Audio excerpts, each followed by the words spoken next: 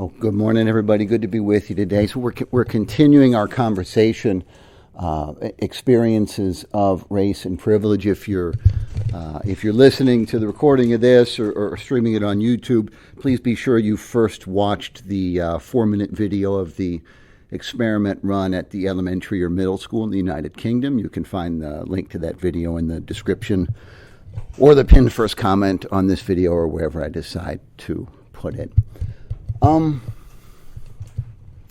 So what do we think about what we just saw? Any observations? Yeah, come here, Miguel. No one can see you, but come here so they can hear you. So I think the thing that popped out to me the most, because we already know that there's something about racism, so we're already gonna see how some people are gonna be affected badly, but also the white kid at the front, he was like ashamed. He couldn't even say, oh yeah, some of these questions they make white people be better. They give an advantage to white people. Like, he wasn't able to say that. He was just able to say, oh, some people are a little bit better off and some people are a little bit worse off. Sure. That's what popped out to me. That little embarrassment. Yeah. Does the video seem like an accurate depiction? And of course, life is not a foot race, right? So when I say accurate depiction, I really mean, I should really say, does it seem like an appropriate metaphor for how racial privilege, and we did acknowledge in our last conversation that that's a real force in society with real causal power. There's room for difference in interpretation of the strength, and we'll talk through some of that today too.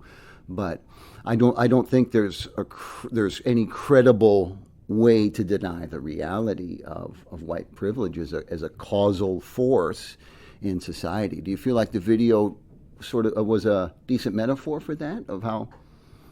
Yeah, I'm getting people are nodding their heads toward the microphone very, very fervently, and I think that I think that it is. The story I told in the first part of the conversation, where I talked about my great-grandfather, and I asked the question. My great-grandfather grew up as a poor, half-white, half-Cherokee sharecropper in the Great Depression in Mississippi, and I'd asked the question, well, if he had been a billionaire, would I be more likely or less likely to be a billionaire than I am as the great-grandson of a poor half-breed sharecropper?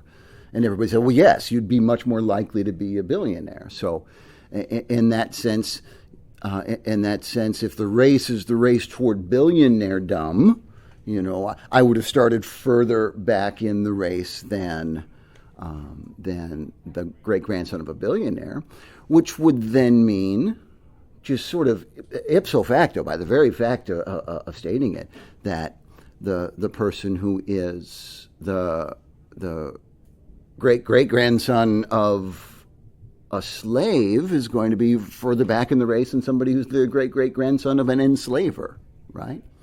And so the historical race-based oppression in our society is not just a thing of the past that we can wash our hands of and say this doesn't impact people's lives anymore. Couple places where, and you don't ever have to agree with me when I'm sharing my own thoughts. A couple places though where I think the metaphor in the experiment not fails or is wrong, but is incomplete, as any metaphor will be incomplete. One is that life is not a foot race, right? Wherein if I win, you lose, or at least come in second, right? Where only one person can win. Life is not a zero-sum game, right, Dexter? Life is not a zero-sum game where there can only be one victor. And perhaps the most important place where the metaphor limps is that the concept of privilege is a lot more complicated and multifaceted than is portrayed in the video. Racial privilege, white privilege, is a real causal factor. But it's one among many there are many sources of privilege. Let me illustrate with another scenario, all right? And so I'm going to ask you to picture two 16-year-olds, all right? And I'm not going to specify their race or their gender, all right? So just picture two 16-year-olds of whatever race or gender that you choose. The first 16-year-old, well, I'm going to keep using the phrase his, so I guess you picture them both dudes, because I just know how my mouth works. I'm going to keep saying his. So two 16-year-old dudes of whatever race you're picturing when you picture a dude. Two 16-year-old dudes. And the first dude, his parents are married, and they both have college educations. She's an attorney, and he's a brain surgeon. Okay? In that family, there's always been a strong emphasis on you come home from school, you do your chores, you do your homework. And because the parents have jobs that have careers that provide them a solid financial basis, his mother, who's an attorney, actually decided to stop practicing law for the time it took for her son to grow up and get through school. So she was a stay-at-home mom who's going to be resuming her career in about a year now that he's nearly grown. But that's allowed her to sit down with him frequently and help him with his homework and explain the things that he's studying. She read to him as a baby and as a little child, and because she's educated and she's multilingual, when she sits down to help him with his homework, she actually knows what she's talking about. So she's able to help him find. She's probably actually smarter than half of his teachers and more knowledgeable. The second 16-year-old, he's not 100% sure who his father is, but he knows he's never met him. His mother had him when she was 16. He's got four other siblings from four other different men that he's never that they've never met either. And the mother, she loves her kids, but life just hasn't been kind to her. She started having babies when she was in high school, and so she kind of had to drop out of high school to take care of those babies because none of the guys would step up to do it. And it's been really stressful, right, in ways that I can only begin to imagine. And when we're really stressed out, sometimes the choices we make to deal with that stress are not always the healthiest. And she has tended to turn to alcohol most of the time, and so by the time her first son is 16, she's pretty much a hardcore alcoholic, and so when they're at home together, she's passed out drunk most of the time, and working odd jobs and being drunk, there was really no way to make sure that the kid was on top of his homework or studying for tests. She's just praying she doesn't have to bail him out of jail again. And even if she were to sit down and try to help him, what he's working on in algebra, IXL, she doesn't know anything about algebra, IXL. She dropped out of high school, and she doesn't really see many prospects for bettering herself, and she can barely keep food on the table for her kids. These two 16-year-old dudes. Dude number one. Is he more likely or less likely to be financially successful in a stable career in his life than dude number two? Yes, he's more likely. Is he guaranteed to be financially successful in life? No. But he's got, you might say, a head start in the race, right? And so dude number two, he's a lot less likely to be successful. Is he guaranteed to be a failure in life? No, it's not guaranteed. People are individuals. There's no political endorsement by that, but I've essentially described the upbringing of the current Vice President of the United States, and just change the skin color to whatever you were picturing in your mind. Nothing's guaranteed. What's the second kid going to have to do to be successful. Dolly said, work a lot harder. Is that fair?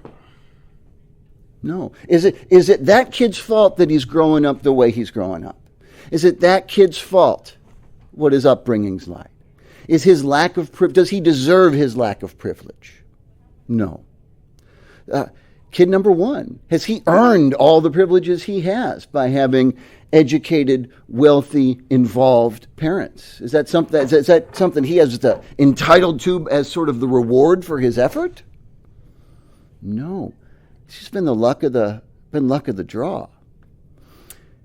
Is kid number one, the privileged kid, is he somehow morally responsible for the lack of privilege of kid number two? Is it that 16-year-old's fault that kid number two is less privileged? Of course not. He didn't. Kid number two's family isn't poor because kid number one stole the money, right? Kid number two's mother is not an alcoholic because kid number one poured the booze down her throat. It's just the unfortunate. It's just the unfortunate luck of the draw. That is the nature of privilege. And there are many sources of privilege in society. All right? We've talked about racial privilege. And we talk a lot about racial privilege in the conversations we have in the world today. Sex is also a source of privilege. Less so than it has ever been, but there are many walks of life in which just being a man still gives you an advantage over women. And perhaps a few where being a woman gives you an advantage, but right now, where there is a discrepancy, it's overwhelmingly in the direction of men, in the bent toward the benefit of men. Sexual orientation, again, less so than ever, but nevertheless, there are still benefits to being a heterosexual, right?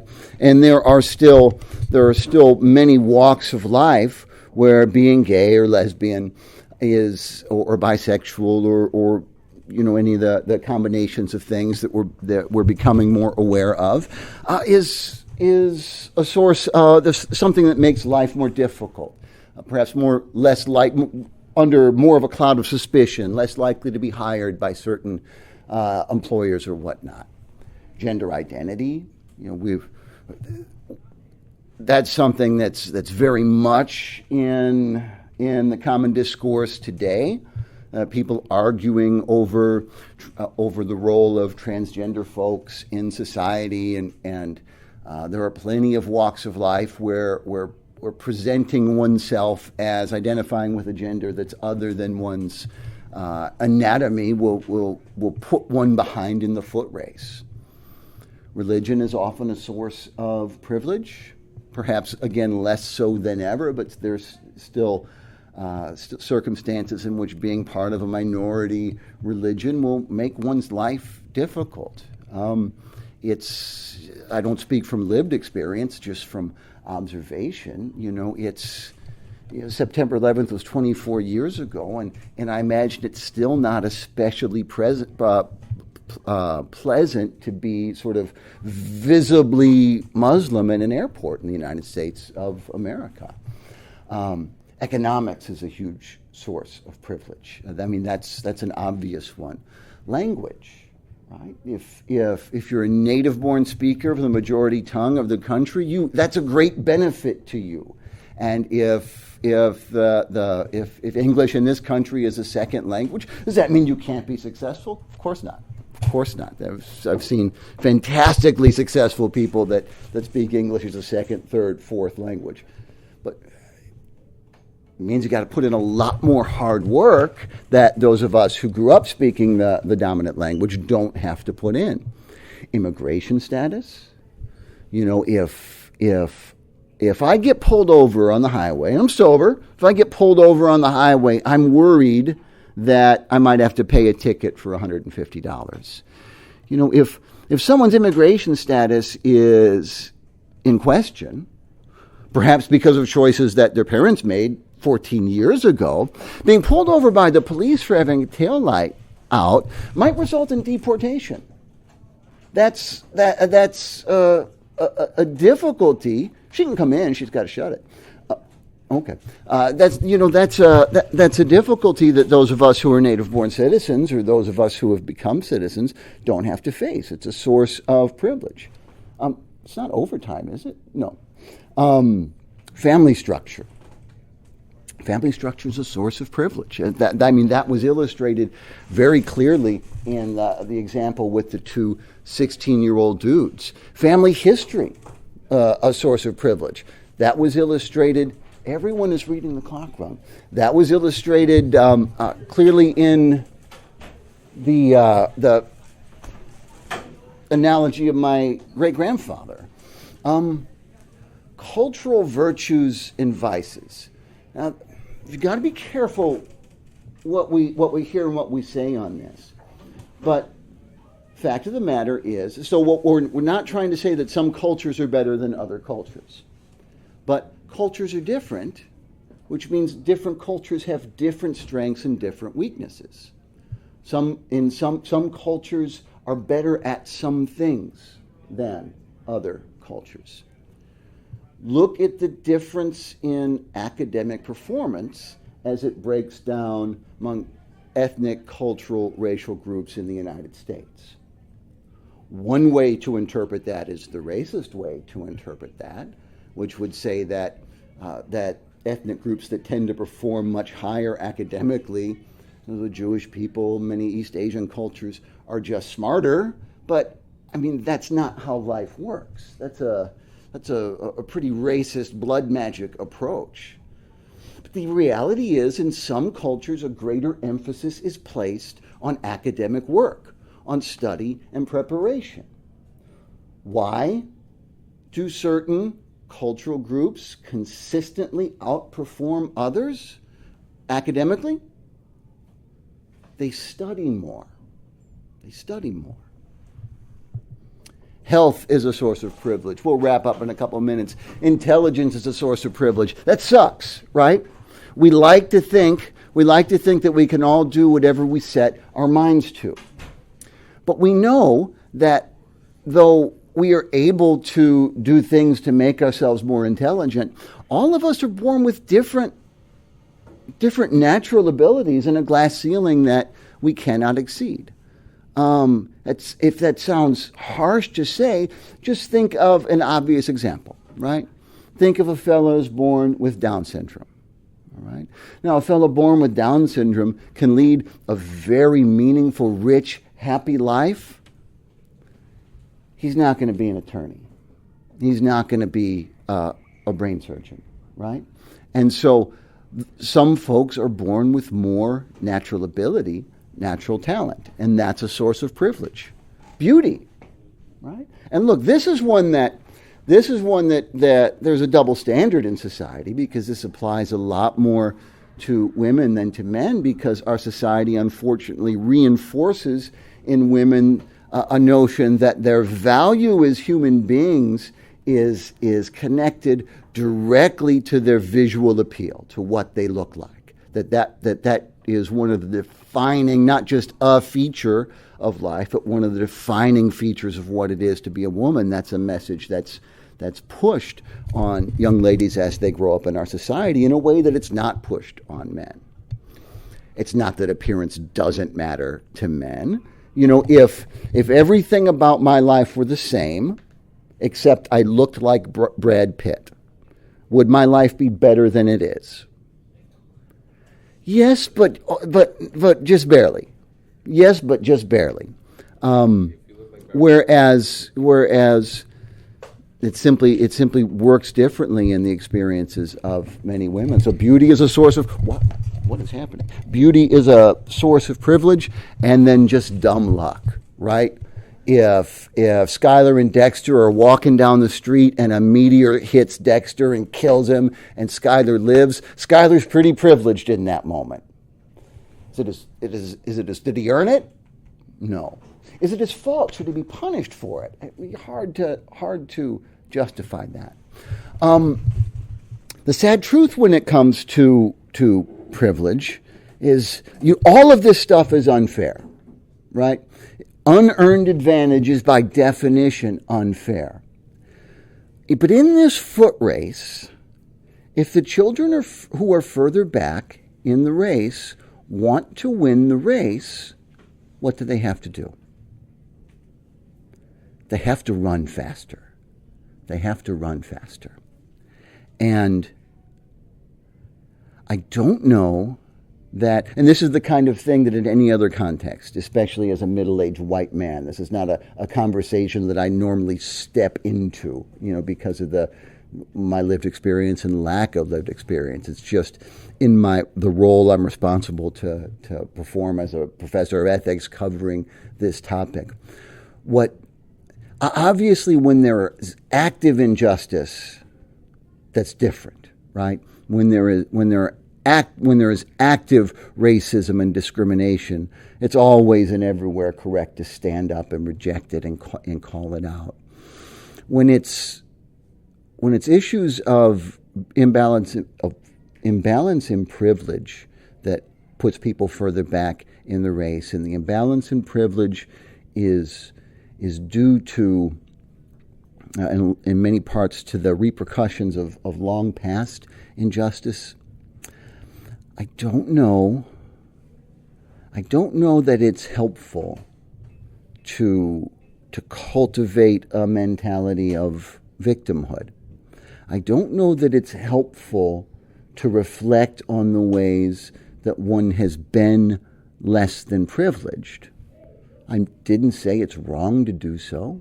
I didn't say it's ignorant to do so. I didn't say it's evil to do so. But all the time doing that is spent not running faster. As we continue conversations on this fiery topic in this module, and as you read through, especially the book, The Myth of Equality, and the articles that go with Module 7, and as we reflect on the arguments that go on politically today over people on different sides of the privilege argument, one thing I'd like to encourage you to keep in mind as you figure out how you're going to navigate these waters, because I'm not going to tell you how to navigate these waters, but as you figure out how to navigate these waters, we spoke yesterday about, more about virtue ethics. The greatest virtue in the virtue ethics tradition, it's not one Aristotle says much about, but in later developments in virtue ethics tradition, the greatest virtue is charity. Charity means to will the good of the other, and the way charity applies to controversy and argument is that when I hear somebody argue his or her position, I want to presume, unless I have a massive amount of evidence otherwise, I want to assume that that person has the best intentions that I can reasonably assume the person has. All too often, especially in these arguments, especially in politics today, people on what's considered to be the right side of the argument or what's considered to be the left side of the argument hear each other's arguments and hear in each other's voices the voices of stupid and evil people who are seeking to destroy society.